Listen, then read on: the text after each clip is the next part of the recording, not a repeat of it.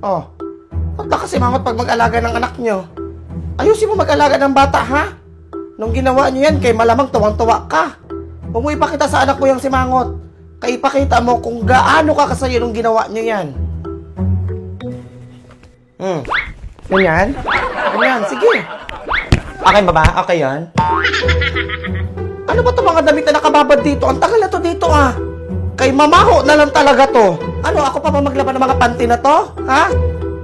Mga panty mo, malulusaw na to kakababad dito. Sayado talaga kayo sa sabon at pira. Ay, hindi po akin yan. Mga panty nyo po yan. Yung 3 gigs na hindi pa po bayad. Ay, oo nga, panty ko nga to.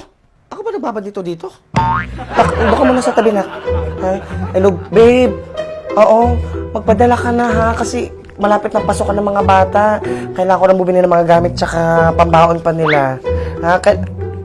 Kailangan... Oh, hello, nak. Oh, kamusta ka dyan, nak? Ha? Ay, oo, ayos lang kami dito ng asawa mo tsaka mga anak mo. Ay, hindi ko naman pinapabayaan yung mga yan. Kung anong gusto niya, binibigay ko. Ako nga minsan nagluluto na dito tsaka naghugas ng plato kasi nagbabantay siya sa mga anak mo. Mas marami nga akong gawa kaysa sa kanya. Eh, siyempre, naiintindihan ko naman siya kay gawa nga ng mga anak mo. Ay, tinuturuan ko nga yan paano makasulit sa mga pinagbibili. Ito, bumili ako nitong CDO Idol Cheese Dog na nabibili ko sa mga palengke at sa mga supermarket. Sabi ko, ito ang bilhin pag mag-grocery kay pag iba ang bilhin, mamulubi talaga ang asawa mo. Bukod sa sulit na sulit siya dito, pangbaon ng mga anak mo, ay ma-enjoy pa ng mga anak mo ang cheesy at meaty sarap goodness with CDO Idol Cheese Dog.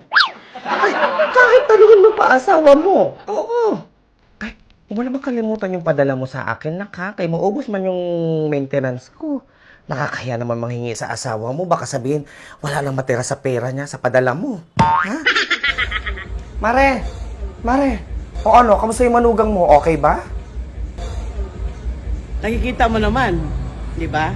Nakikita mo naman, di kailangan magsalita pa, nakikita mo na yan. Di ba?